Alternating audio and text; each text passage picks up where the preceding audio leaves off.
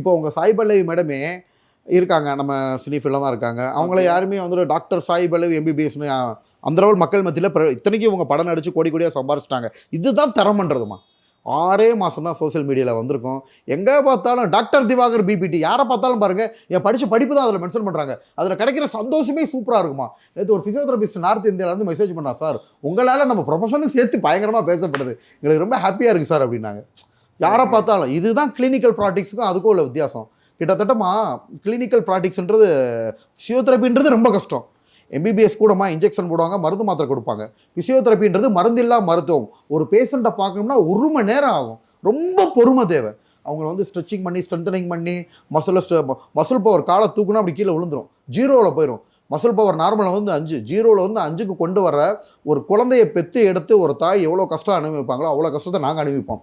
அவங்கள அந்த மாதிரி கொண்டு வந்து பழைய மாதிரி வண்டி ஓட்ட வச்சு அதில் கிடைக்கிற கெத்து சுகமே தனிமா.